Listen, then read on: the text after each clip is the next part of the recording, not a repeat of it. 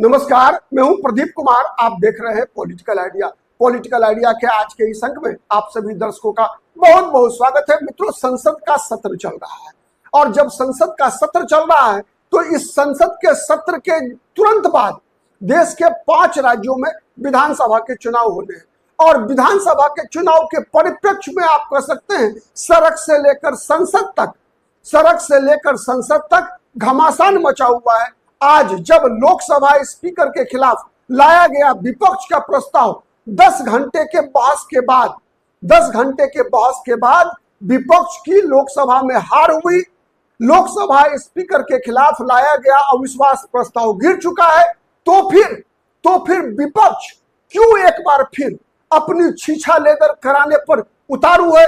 क्यों विपक्ष तकरार करना चाहता है? मुख्य चुनाव आयुक्त के खिलाफ महाभियोग लाने की जिद पर आ रहा है। आज जानने का प्रयास करेंगे मित्रों, हम इस वीडियो में हम ये जानने का प्रयास करेंगे कि विपक्ष मुख्य चुनाव आयुक्त के खिलाफ जो महाभियोग प्रस्ताव लाने जा रहा है, उस महाभियोग प्रस्ताव के माध्यम से विपक्ष का मकसद क्या है। मित्रों, अंक गणित के अनुसार विपक्ष की चाहे वो लोकसभा स्पीकर के खिलाफ लाया गया अविश्वास प्रस्ताव हो या फिर मुख्य चुनाव आयुक्त के खिलाफ लाया जाने वाला महाभियोग का प्रस्ताव हो, इसके गिरने की तो पूरी संभावना है। लेकिन इस पर जो संसद में बहस होती है, जो सड़क पर संग्राम मचता है, सड़क पर जो बहस होती है, उस बहस से लोकतंत्र मजबूत होता है। जीत किसी की भी हो, लेकिन लोकतंत्र जीतता है क्योंकि लोकतंत्र चलता है संवाद से और उस संवाद के लिए सर्वश्रेष्ठ मंच होता है संसद। और इस संसद की गरिमा के अनुसार कोई भी प्रस्ताव, भले ही जीत विपक्ष की हो चाहे सत्ता पक्ष की हो, जीत जनता की होती है, जीत लोकतंत्र की होती है। नेता चाहे विपक्ष का हो चाहे सत्ता पक्ष का हो, चाहे प्रस्ताव के समर्थन में भाषण हो चाहे प्रस्ताव के खिलाफ भाषण हो, मैसेज जनता तक पहुंचता है। हर राजनीतिक दल अपने विचारों के माध्यम से राजनीतिक रूप से अपने पक्ष में जनता के समक्ष अपनी बात को पहुंचाने का प्रयास करता है और उसके लिए इस प्रकार के प्रस्ताव एक माध्यम होते हैं। तो मित्रों, हम जानने का प्रयास करते हैं आज इस वीडियो में कि मुख्य चुनाव आयुक्त ज्ञानेश कुमार के खिलाफ जो प्रस्ताव लाया जाने वाला है उसकी स्थिति क्या है। मित्रों, अधिक संभावना है कि आज ही ये प्रस्ताव संसद के किसी भी सदन में पेश हो सकता है। मित्रों, नियम यह है कि राज्यसभा के कम से कम 50 सांसद या लोकसभा के 100 सांसदों के द्वारा लाए जाने पर ही कोई भी महाभियोग का प्रस्ताव स्वीकार हो सकता है। तो जो सूचना है उसके अनुसार यह प्रस्ताव विपक्ष की तरफ से टीएमसी, तृणमूल कांग्रेस, ममता बनर्जी की पार्टी के द्वारा लाना तय है। माना यह जा रहा है कि ममता बनर्जी की पार्टी तृणमूल कांग्रेस ने लोकसभा के 120 सदस्यों और राज्यसभा के 60 सदस्यों के हस्ताक्षर सहित बनाए गए प्रस्ताव को तैयार रखा है। अब केवल यह देखना है कि यह प्रस्ताव पेश कहां होता है, लोकसभा में या फिर राज्यसभा में। यह एक महत्वपूर्ण विषय है जो आज टीएमसी को तय करना पड़ेगा। ठीक है, टीएमसी को यह तय करना पड़ेगा कि वो प्रस्ताव लोकसभा में प्रस्तुत करती है या फिर राज्यसभा में प्रस्तुत करती है। जहां कहीं यह प्रस्ताव कहीं भी पेश हो सकता है मित्रों, और उस प्रस्ताव के पेश होने के बाद सदन, जिस किसी भी सदन में प्रस्ताव पेश होगा उसके बाद सदन एक कमेटी बनाएगी। वो कमेटी प्रस्ताव में लगाए गए आरोपों की जांच करती है और उस जांच के रिपोर्ट के आधार पर संसद में बहस निर्धारित होना है। संसद में बहस होगी। मित्रों, 4 अप्रैल तक संसद का यह सत्र चलना है। तो सवाल एक यह भी है कि क्या संसद के इस सत्र में इस प्रस्ताव पर बहस होगा, इस प्रस्ताव पर मतदान होगा। मित्रों, भारत के राजनीतिक इतिहास में पहली बार किसी मुख्य चुनाव आयुक्त के खिलाफ इस प्रकार का महाभियोग प्रस्ताव लाया जा रहा है। जहां तक लोकसभा स्पीकर के खिलाफ मामला है, 3 बार प्रस्ताव लाया जा चुका है इससे पहले जो प्रथम लोकसभा के स्पीकर थे और फिर बलराम जाखड़, इन दो लोकसभा स्पीकर जो कि कांग्रेस पार्टी से जुड़े हुए थे, इनके खिलाफ प्रस्ताव लाया गया था। वो दोनों प्रस्ताव भी गिर गया था। जैसे आज जो बिरला साहब है, ओम बिरला, उनके खिलाफ लाया गया प्रस्ताव कांग्रेस पार्टी के द्वारा, ये प्रस्ताव गिर गया संसद में, पारित नहीं हो सका। वैसे ही पिछले 2 बार भी इस प्रकार से हो चुका है। लेकिन मुख्य चुनाव आयुक्त के खिलाफ ये पहला अवसर है संसद में जब उनके खिलाफ महाभियोग का प्रस्ताव लाया जा रहा है। मित्रों, जहां तक सवाल टीएमसी का है, तो तृणमूल कांग्रेस ने इस प्रस्ताव में 3 आरोप लगाए हैं मुख्य चुनाव आयुक्त के खिलाफ। 3 आरोप, ठीक है। पहला आरोप क्या है? पहला आरोप यह है कि मुख्य चुनाव आयुक्त मतलब चुनाव आयोग मतदाताओं को और मतदाताओं के एक वर्ग को मतदान के अधिकार से वंचित कर रही है। मतलब किसी व्यक्ति या व्यक्तियों के समूह को मतदान के अधिकार से वंचित करने का आरोप लगाया है मुख्य चुनाव आयुक्त पर तृणमूल कांग्रेस ने। मतलब जो एसआईआर की प्रक्रिया चल रही है, उस एसआईआर की प्रक्रिया के दौरान जो 60 लाख नाम पश्चिम बंगाल की मतदाता सूची से हटाए गए हैं और 58 लाख जो मतदाताओं के नाम जिनको नोटिस जारी किया गया है और बताया गया है कि आप सपोर्टिंग डॉक्यूमेंट, आप ये साबित कीजिए कि आपको मतदान का अधिकार मिले, आप वास्तविक मतदाता हैं, तो ये डॉक्यूमेंट वेरिफिकेशन का काम पश्चिम बंगाल में जारी है। इसी के आधार पर ममता बनर्जी ने, तृणमूल कांग्रेस ने आरोप लगाया है कि मुख्य चुनाव आयुक्त और चुनाव आयोग किसी दल विशेष को लाभ पहुंचाने के लिए मतदाताओं के नाम मतदाता सूची से हटाने का काम कर रही है।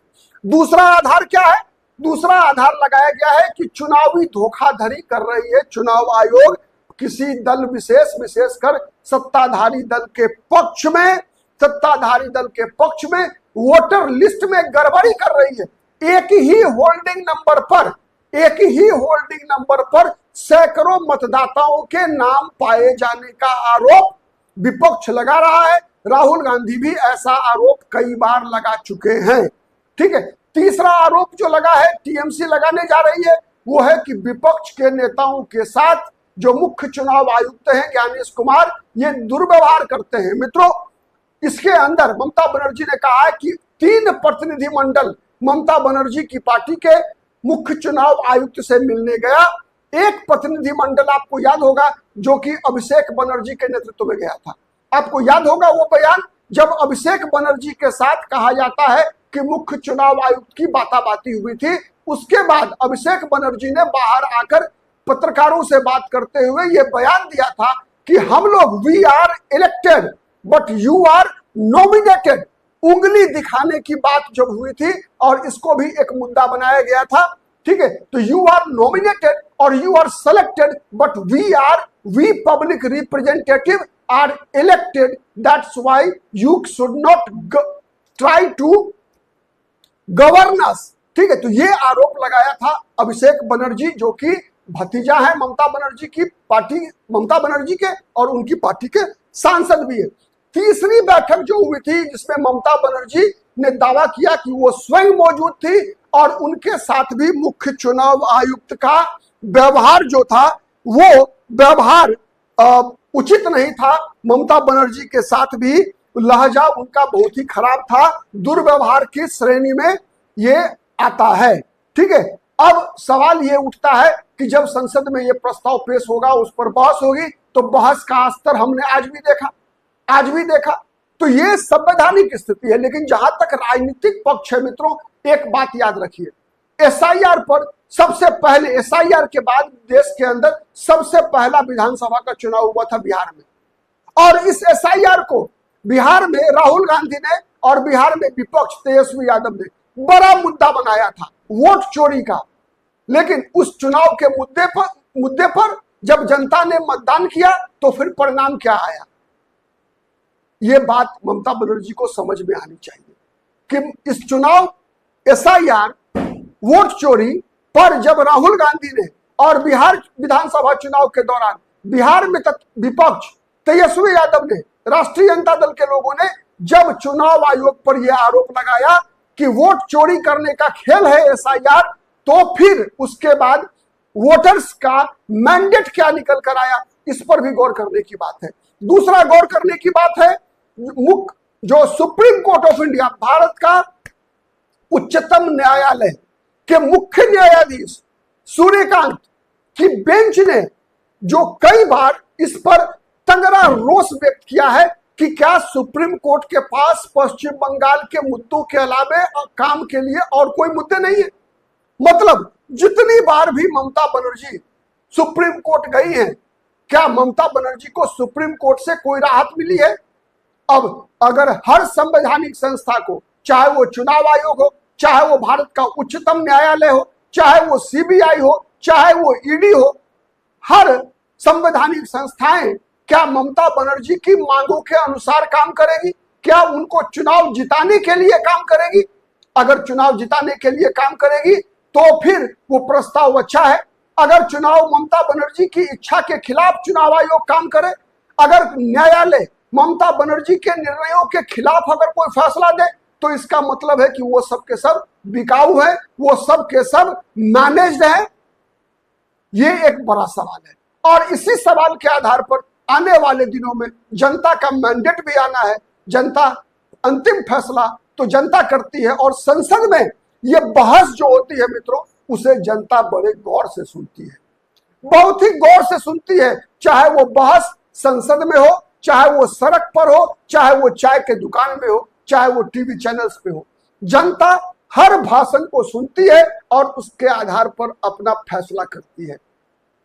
तो एक फैसला संसद में होगा, संसद का फैसला हमें पता है, संसद का फैसला हमें पता है, क्योंकि संसद में फैसला बहुमत से होता है। लेकिन मतदान में जो पश्चिम बंगाल में 2 महीने के बाद विधानसभा चुनाव होने हैं, पश्चिम बंगाल के अलावे और जिन 4 राज्यों में, कुल 5 राज्यों में विधानसभा चुनाव होने हैं, वहां मतदाताओं का फैसला क्या होगा आज पता नहीं है। लेकिन जब मई महीने में 20 मई से पहले उन 5 राज्यों के विधानसभा चुनाव के परिणाम निकल कर आएंगे, तो फिर जनता का मुहर भी एक बार इस फैसले पर लगेगा कि ओम बिरला के खिलाफ लाया गया अविश्वास प्रस्ताव से जनता खुश थी या नहीं, ज्ञानेश कुमार के खिलाफ लाए गए महाभियोग के प्रस्ताव से जनता खुश थी या नहीं। इसका फैसला मई महीने में 5 राज्यों के विधानसभा चुनाव के परिणाम के साथ निकल कर आएगा। क्या आता है फैसला, बने रहिए, हम वो फैसला भी बताएंगे। तब तक हर मुद्दे पर जिस खबर पर आपकी नजर होती है, उस खबर का विश्लेषण देखने के लिए पॉलिटिकल आइडिया से जुड़े रहिए। अब तक यदि सब्सक्राइब नहीं किया है तो सब्सक्राइब कीजिए, हमारा वीडियो पसंद आता है तो लाइक कीजिए, शेयर कीजिए, जिससे कि अधिक से अधिक लोगों तक हमारी बातें पहुंच सके। आज के लिए इतना ही, फिर मुलाकात होगी किसी अन्य मुद्दे पर। तब तक के लिए नमस्कार।